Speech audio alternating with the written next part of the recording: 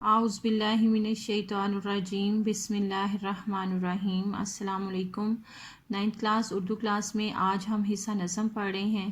اس سے پہلے ہم اپنی 2 نظمیں پڑھ چکے ہیں، حمد اور نعت۔ آج ہم تیسری نظم پڑھ رہے ہیں، برسات کی بہاریں۔ ہماری اس نظم کے شاعر ہیں نذیر اکبر آبادی۔ اپنی نظم کی پڑھائی اور تشریح سے پہلے ہم اپنے شاعر کا مختصر تعارف دیکھ لیتے ہیں۔ تو 9th کلاس ہمارے آج کے شاعر ہیں نذیر اکبر آبادی۔ نذیر اکبر آبادی کی تاریخ پیدائش ہے 1735 اور ان کی تاریخ وفات ہے 1830۔ نذیر اکبر آبادی کی جائے پیدائش ہے دلی۔ ان کا اصل نام ہے ولی محمد۔ آپ نے اپنی زندگی کا زیادہ تر حصہ اکبر آباد میں گزارا، اس لیے اپنے نام کے ساتھ اکبر آبادی لکھتے تھے۔ نذیر اکبر آبادی کی ابتدائی تعلیم کے بارے میں زیادہ معلومات نہیں ملتی، تاہم وہ عربی، فارسی، ہندی اور ہندوستان کی کئی زبانیں جانتے تھے۔ نذیر اکبر آبادی قلندرانہ مزاج کے مالک تھے، یعنی درویش صفت انسان تھے۔ عمر کے آخری حصے میں فالج کی بیماری کے باعث ان کا انتقال ہوا۔ نذیر نے میر، سودا، ناسخ، آتش اور انشا کا زمانہ دیکھا، لیکن کیونکہ قلندرانہ مزاج رکھتے تھے اس لیے سب سے الگ ہی رہے۔ تو 9th کلاس نذیر اکبر آبادی ایک عوامی شاعر تھے۔ انہوں نے اپنے ارد گرد کے ماحول، اپنے زمانے کے رسم و رواج اور تہذیب و تمدن کو بڑی عمدگی کے ساتھ اپنی شاعری میں ڈھالا ہے۔ انہوں نے شعر کے لیے ایسے موضوعات کا انتخاب کیا جن کا تعلق براہ راست عوام الناس، خاص طور پر غریب اور مفلس طبقے سے تھا۔ ان کی نظموں میں مناظر فطرت، مذہبی تہوار، سماجی رسوم، میلے ٹھیلوں، جانوروں، حتیٰ کہ پھلوں اور سبزیوں کا جا بجا ذکر دکھائی دیتا ہے۔ انہوں نے بہت سی اخلاقی اور اصلاحی نظمیں لکھیں۔ اس کے علاوہ مناظر فطرت، موسموں، تہواروں پر ان کی نظمیں پڑھنے سے تعلق رکھتی ہیں۔ انہوں نے کیونکہ معاشرے کے غریب اور مفلس طبقے کے لیے قلم اٹھایا، اس لیے ان کی زبان عام اور سادہ تھی۔ ان کی شاعری کا ضخیم کلیات اردو ادب میں بہت اہمیت رکھتا ہے۔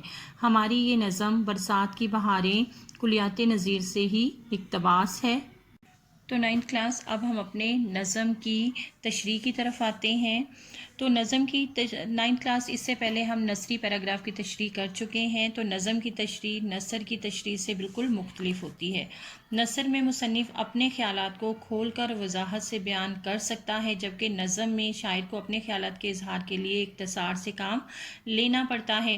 وہ کسی خیال یا تصور کو 2 مصروں میں بیان کرنے پر مجبور ہے، لیکن تشریح کرتے وقت ہم پر ایسی کوئی پابندی یا مجبوری نہیں ہے، بلکہ ہم زیادہ سے زیادہ الفاظ میں اس خیال کو خوب کھول کر وضاحت کے ساتھ بیان کر سکتے ہیں۔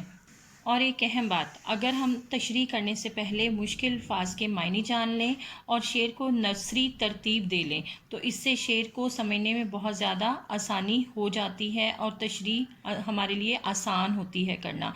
اس سلسلے میں یہ بھی خیال رکھنا پڑتا ہے کہ نثری ترتیب میں اپنی طرف سے کچھ اضافہ نہیں کرنا چاہیے، بلکہ شعر کے الفاظ ہی کو ترتیب میں لے آنا چاہیے۔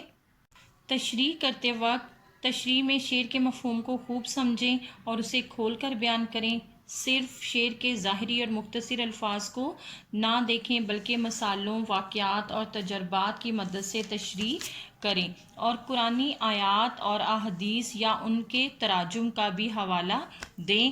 تو اس کے علاوہ اگر ہم شعری حوالہ جات کا بھی خیال رکھیں تو ہم اپنی تشریح بہت اچھے طریقے سے کر سکتے ہیں۔ تو اب ہم اپنا پہلا بند پڑھتے ہیں، اس کے بعد ہم اس کی تشریح کریں گے۔ 9th کلاس ہم نے اس سے پہلے جو 2 نظمیں پڑھی تو ہماری دونوں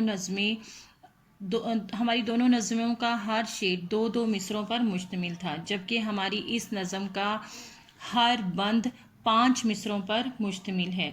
تو ایسی نظم جس کا ہر بند 5 مصروں پر مشتمل ہو اسے ہم مخمص کہتے ہیں۔ تو یعنی حیت کے اعتبار سے ہماری یہ نظم مخمص ہے۔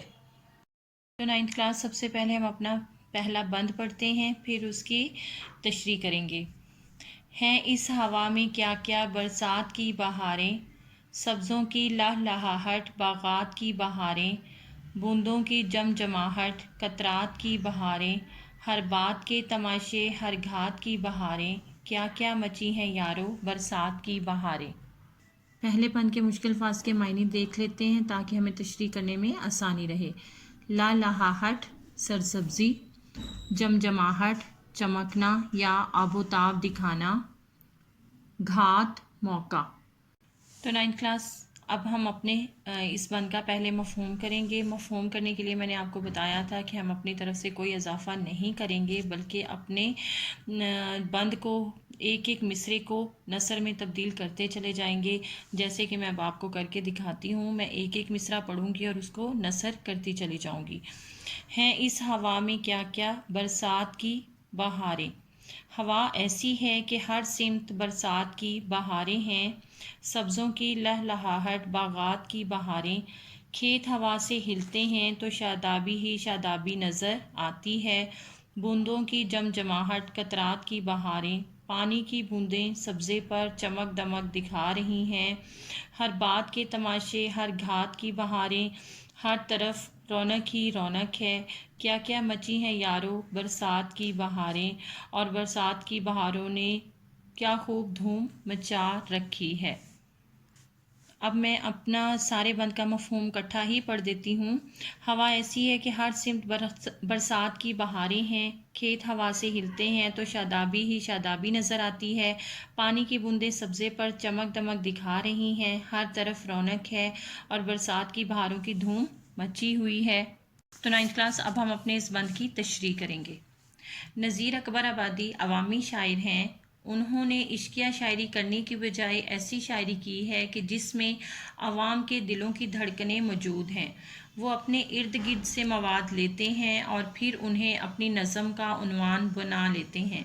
उन्होंने इंसान दोस्ती के साथ इंसानी जज्बात व एहसासात की तर्जुमानी की है। कहते हैं कि बरसात का मौसम शुरू हो गया है।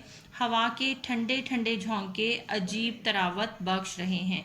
हवा के पुरसरूर झोंके आते हैं तो सरसब्ज़ो शादाब खेत झूमते नज़र आते हैं। यूँ महसूस होता है कि हर तरफ सरसब्जी और शादाबी है। हद्दे निगाह तक हरियाली ही हरियाली दिखाई देती है। तबीयत में फ़रहत सी महसूस होती है। वो कहते हैं कि बरसात के साथ ही फ़िज़ा में खुशियों की लहर दौड़ जाती है। लोगों के चेहरों पर खुशी और मसरत के तासुरात उभरने लगते हैं। सूखी और प्यासी ज़मीन सैराब हो जाती है। गर्मी की शिद्दत से बागों पार्कों बागीचों का सब्ज़ा मुरझा गया था। अब बरसात की बारिशों से फिर से जी उठा है और हर तरफ सब्ज़ा ही सब्ज़ा दिखाई दे रहा है। बारिश बरसती है तो सब्ज़े की चादर पर मोतियों की आबोताब बड़ी हसीन मालूम होती है। पानी के कतरे मोतियों की तरह चमक रहे होते हैं और ये चमक धमक अजीब बहार दिखा रही होती है। नज़ीर कहते हैं कि बरसात का मौसम शुरू हो चुका है। दूर दूर तक सरसब्जी और शादाबी है। मींह के कतरे सब्ज फर्श पर मोतियों की सूरत बहार दिखा रहे हैं।